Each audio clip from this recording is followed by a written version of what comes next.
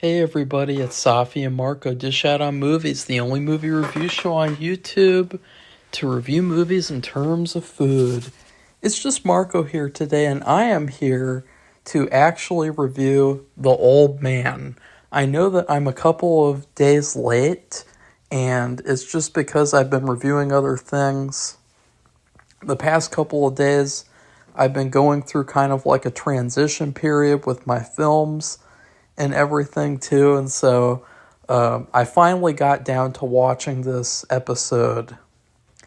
This is the pre-season 2 finale, and okay, so I wasn't a huge fan of this episode at the end. I mean, I enjoyed a lot of it, but there's a certain twist at the end that that I thought was just really bizarre, and it was really like something where I was like, okay, that is the direction that you took with that. It was kind of like a thing where it's like, okay, I know that like in spy movies and shows, just random stuff happens and there's a bunch of twists and turns and everything, but that twist I think was a bit too far, especially since this season, again, when these shows have so few episodes, you have so little time to breathe. You have so little time to get to know characters, to go through these stories, because like we have not had like any time to process these twists in these episodes, just twist after twist after twist after twist. I mean, it's almost like every single episode the show becomes a different show. And I will say, like, even though I wasn't a fan of season 1, I felt like season 1 started off good and got bad right after that. But at least in season 1, at least it felt like one show. It felt like you have these characters, they're all on this mission, and they go through this story from beginning to end. But this season felt like every single episode, there was a new story for the characters to go on. So it was like a roller coaster where it was like up and down and up and down, or like a zigzag, zigzag, zigzag, zigzag. And it really, really did not, it didn't make the season turn out very well, like in terms of the big picture. And this episode, I was enjoying it for the most part. Like, I liked 90% of the episode, but then right at the very end, they had this twist, and it was like, oh. It was like oh. So first off, Dan Chase is being interrogated by Salami Man, and it's this weird kind of, I've been making a lot of video game comparisons with this show, and this part was like Batman Arkham Knight. And it was like it in so many ways because, first off, in Batman Arkham Knight, Batman is injected with like a toxin at some point, and he needs the antidote. So that's a big plot. Or wait, no, is that Arkham City? I can't remember. I can't remember at all because I haven't played those games in a long time. But number 2, that whole game, he's constantly hallucinating the Joker. And in this episode, Dan is hallucinating Emily the entire time, which I thought that was kind of an interesting choice because, he was hallucinating his wife or having nightmares about her too in the first season. So I thought that was like an interesting turn. And basically his plan is kind of like a very cliche plan where if you let me go and you give me the antidote, then I will help you out by blaming myself. So he is offering Salami Man to blame himself for the killing of Morgan Boat and this whole big fake story in exchange for the antidote being let go, Zoe being let go, And then at the meantime, Zoe is at this police station. She actually has this nice little scene where it's like Zoe walks into the police station or whatever to talk with this person, and she's like, I need to talk to the CIA. And the woman is like, okay. Like, it was very funny and very, like, realistic, and I really like that scene a lot. So she is talking with this head guy. I can't remember what title he was, but he was this big figure at the CIA, and he comes all the way over there to talk to her, and he is going to give her immunity in exchange for telling him the whole story, which means if he mentions Salami Man, then Salami Man is dead. He is forever gonna be sleeping with one eye open, etc., etc.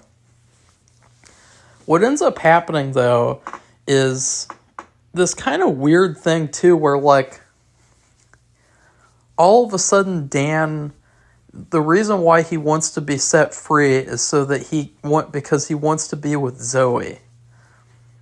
And also, they had these weird flashbacks throughout the episode of Zoe getting married, and I literally had no idea what those were about.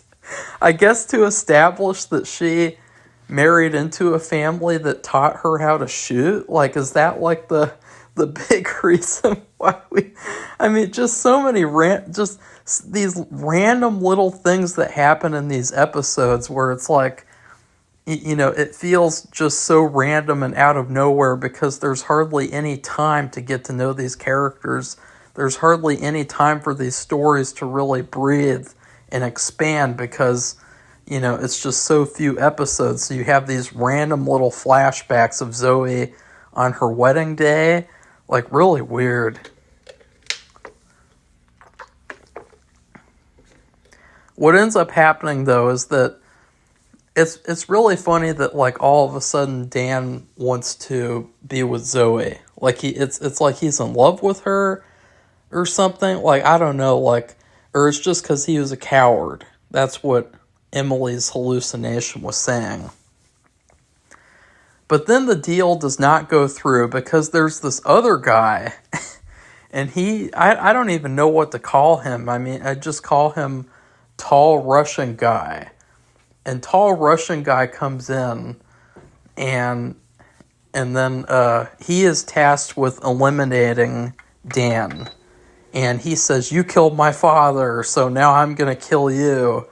And it's like, okay, we've seen that one before, haven't we? And so then also Zoe is attacked at this police station. The CIA guy is killed. All these people are killed.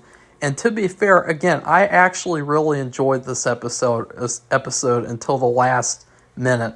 Like, I enjoyed pretty much everything else in it, except for that last part. So, like, I really loved this whole sequence where she's being attacked, and it was really suspenseful and scary. And I was like, oh shit, what's going to happen? And then all of a sudden, she gets one of the police shotguns, and she just blasts him and fucking kills him in one shot, and then she's going to leave.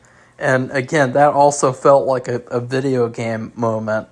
But this part is what really solidified this show becoming a video game show. All of a sudden, 40 minutes into this episode, the guy, what was the Blacklist guy's name? What's my nickname for him? Dembe. All of a sudden, Dembe pulls up on Zoe after the action's already all done, and he's like, hey, Harold had me come here to make sure you're okay. I see you're okay. That's literally the dialogue. Like, it is that bizarre. It is like, God, this is really bad. Like, this character is just like, what is he? Like, he just comes in, he just pulls up, he's like, hello, I need to see you're okay. I see you're okay. Okay. That's literally how it happens in the show. So, yeah, that was bad. That was real. That was like, what the hell? I was like, why did they do that? Like, that was so silly. I don't know if they were trying to do, like, a comedic moment to break up from, like, all the serious drama stuff, but, like, that was really silly. So then, the tall Russian guy who's talking with Dan, he destroys the antidote, and he is planning on giving Dan the same fate that his father suffered. But then, to no one's surprise, Dan, even though he is dying from this virus, whatever, he manages to kill the tall Russian guy pretty easily. Which is really weird because earlier on in the season, they were trying to establish that he's getting old and that he has like a harder time doing this now. That one part in like episode 2 or 1 or whatever where he had to have help in killing that one guy. Remember that? He was like trying to kill him and it was like too hard for him and he was like, oh, I'm too tired. And then someone had to come up and help him. Like, I can't believe, if you had told me this is what was going to happen when I was watching episode 1, I would have laughed at you and just went like, okay, yeah, you've been smoking something that's not legal in certain states. Because, like, seriously, it is so weird the way things have turned out on the show. Then, so that's Dan's story. That's the end of Dan's story for this episode. He's just full of anger. That's what he said too. There's nothing but anger at this point, which I'm just trying to imagine what he's going to feel when he finds out that Emily / Parawana / Angela, whatever the fuck. I just can't wait to see his face when he finds out that she's like a Chinese attacker or something. I have no idea. You guys are going to have to explain that one to me. I didn't want to like be a bitch today and like look up like the review to see like the official answers because I was just so confused. I was like, anything I read is just going to make it worse. It's just going to make it like more confusing to me because I feel like I need someone who can watch the show and just explain to me like what has happened like I'm a baby or something. Because like at this point it's getting so complicated and so convoluted that it's almost just losing its meaning. Like so lastly, we have the story with Harold and his wife in China or Hong Kong. I can't remember. I think it's Hong Kong. I can't remember. I really can't. She's there, and Harold meets with her, and he talks with her, and he tries to find out what she knows. And actually, I will say, some of my favorite parts of this episode was him talking with her, because he has some of the most funniest moments of the whole series. Basically, she admits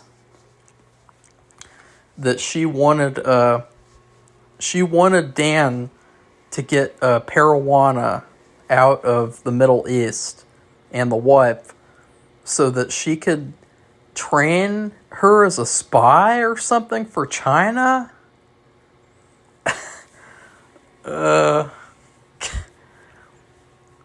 And then Harold, he comes in with like the quips and the comebacks, and he is like he said something like, "I am the happiest man in the world for having divorced you," or something like that, or like getting divorced to you was the best decision I ever made, or something like that. It was really funny. he had some really funny moments with her because he was just completely outraged. And she was like, I don't give a fuck. And then Salami Man actually calls her because he's really scared. And then he meets with the cartel. And then, okay. I don't understand who she's working for, Emily, because the cartel is mad that in the Meshbahar deposit that there's been some problems or something. And we see like this fiery scene and explosions, fire, whatever, and we see Emily. And so I guess Emily has destroyed a deposit or something. Literally have no idea. I am so confused. I'm just so like... I mean, honestly, that whole twist with Emily might be worse than in season 1 where they made it to where she was Faraz's daughter. Because at least they actually redeemed that choice in season 2. They actually made that choice make sense. They made it really well done with the first couple of episodes, but this whole choice to make her some kind of I don't know, I have no idea what she is, but like, it's also funny because it feels so out of character, and it feels like, I understand in spy movies and shows we have twists, but when the twist feels like it's something that didn't make sense all along, then that's a problem. And in fact, that goes for twists in general. Like the Scream movies or any kind of movies with a big twist at the end. If you can't look back at what came before it and go, that makes sense, actually, now that I look at it that way. If you can't do that, then it doesn't make sense and it's bad. And with this, I'm really struggling to grasp what they were going for.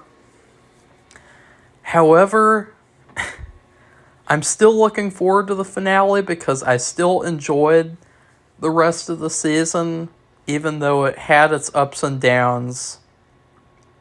It needs more episodes, for sure. It needs like 5 more or something. You know, like 13 episodes or so.